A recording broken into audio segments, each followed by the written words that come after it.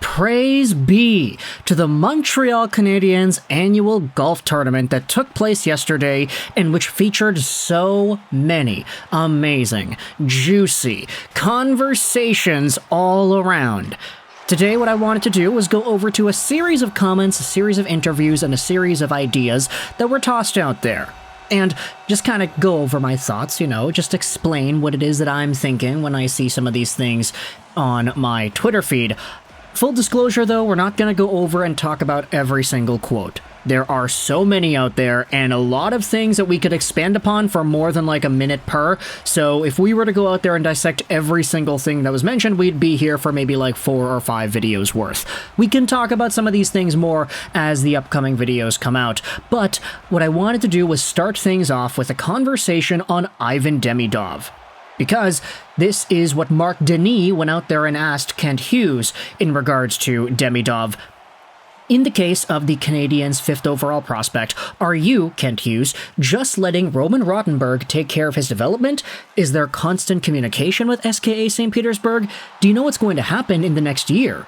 Because sometimes it's a bit complicated with young Russian players. Now, I feel like we should already know the answer to that, mostly because of what we had learned when Roman Rothenberg was speaking out about Ivan Demidov, but it doesn't hurt to ask once more.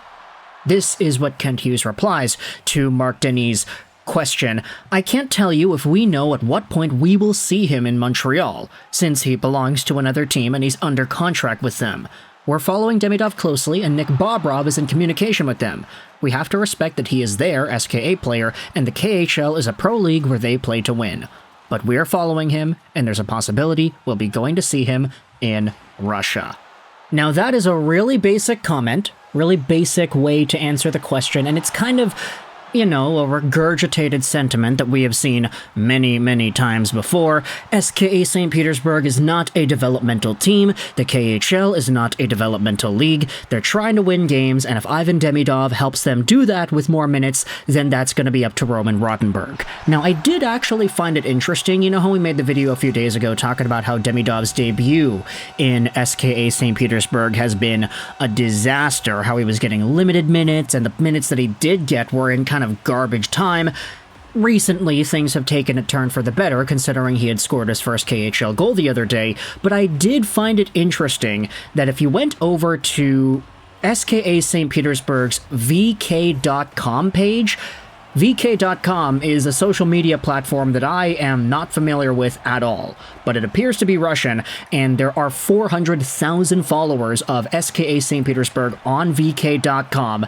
And interestingly enough, I did look at this website when Demidov was going through it before he had scored his goal the other day, and a lot of fans of SKA St. Petersburg were commenting on this page that Roman Rothenberg is out to lunch, how he needs to be fired, how he doesn't know what he's doing, how he's this, he's that.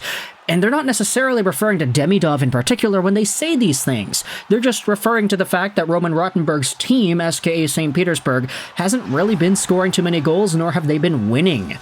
And that was an issue we had brought up in the initial Demidov's debut has been a disaster video, mostly because when it comes to SKA, they're supposed to be a lot better than what we had seen so far.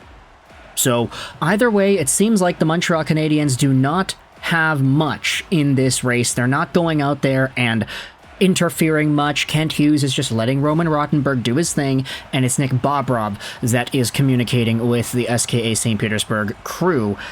Goodness, that is only one out of the multiple things I wanted to bring up in this video. See, this is why I didn't want to go over every single comment. We could literally make multiple minute commentary segments on each one of these points. But another comment I wanted to talk about from yesterday's golf tournament was from Marty St. Louis. He talks about Patrik Laine, and he says that I want Laine to be excited to play hockey. I want him to have that passion. I want him to be excited to come to the rink. No matter what I do, if he doesn't have that passion, nothing else will stick. And you don't know the willpower that I had to go through to stop myself from saying, all I think about is you. But Marty St. Louis seems to have a good mindset about Patrik Laine and what he wants out of Patty in the upcoming year. And that desire, that drive, that joy to play hockey again, that I think is going to be huge if Patrik Laine fully unlocks that side of his game. Because when Laine is motivated, when he's in it to win it, when he's got his head in the right place, when he's locked in, that's when Laine is absolutely lethal. And that's when he's got the confidence to just keep on firing pucks on goal, to take those one-timers, to maybe even go end-to-end like that beautiful goal he had scored a few years ago. Patrik Laine has such a unique skill set, and a lot of things could go right for this player. It's just gotta go right between the ears and behind the eyes first. This is what Patrik Laine says about that. I feel like there's no better place to play in terms of a hockey market than Montreal. I'm super excited, obviously, to be here, finally having these Habs fans on my side for once. And that's a good way to go out there and talk about it. Yeah, Patrik Laine. Montreal fans are crazy, they're nuts, they love their hockey, and they have a die-hard, passionate group of fans. So, Patrik Laine, they're all on your side now. Sorry to disrespect Winnipeg and Columbus, but Winnipeg and Columbus, sorry to say, they are not Montreal. They don't have their entire isolated world of coverage and media and fans that just do everything amongst themselves, you know? Like, a good chunk of Montreal Canadiens fans do a lot of their communicating and commentating about stuff in French, so it's a completely separate world, and I think it speaks to the magnitude and the volume of Montreal fans and how crazy they can actually be. So for Patrik Laine, this is, of course, going to be awesome to see for him if he's able to fully lock in and become the guy we know he can be. But in regards to big dudes on the Habs, I wanted to end off this video by going over a comment made by Juraj Slafkovsky. Somebody asked him at the golf tournament, this is your first year with the new contract. Does that change anything for you and your mindset coming in? Slafkovsky then replies saying, I think I'm still on my old contract. No? And you know what? That is exactly what is going on. Yeah, that is true. He is on his old contract still. He does not have the new one instated just yet. His new contract with the $7.6 million a year, that's going to kick in 2025, 2026. For now, he's still a $950,000 salary player. But good on you, the reporter, for going out there and asking. I mean, I get the sentiment that's being brought up here. Hey, Uri, you had signed this big money deal. How do you think that's going to affect your game now that you're locked in till 2033, making $7 million a year? How is that going to impact the way you perceive the game, the way that you perceive yourself? How are you going to expect yourself to perform once you have this dollar amount attached to it?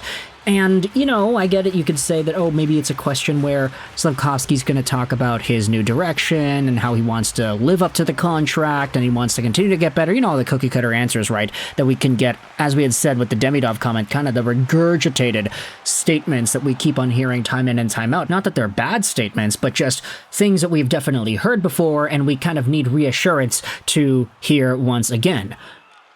Now that I say it like that, methinks that hockey media and hockey fans may have some attachment issues. Yeah, if you know what I mean, then you know what I mean. But either way, Juraj Slafkovsky is kind of taking this all with a pretty good sense of humor, talking about how his new contract doesn't actually kick in till 2025. But let me know your thoughts in the comment section below. Either way, how do you feel about some of these comments here? Ivan Demidov, seems like Montreal's not going to go out there and interfere too harshly when it comes to that. What are your thoughts about the comments made on Patrik Laine, both Marty St. Louis and Laine himself speaking out on Laine's admiration for the city of Montreal and his potential drive, his motivation into wanting to be a better player, and then Juraj Slafkovsky as well, kind of responding to the discourse surrounding his new NHL contract. As we had said at the beginning, there are so many other comments that were made by different people in the Canadiens organization, that in which we can make videos about furthermore as the days go on. But for now, let me know your thoughts in the comment section below about these guys, Demidov, Laine, Slaf. How do you feel about their comments made at the golf tournament, and what are your thoughts about how they'll perform in 24-25? Let me know your thoughts in the comment section below. I hope you enjoyed this video, and bye.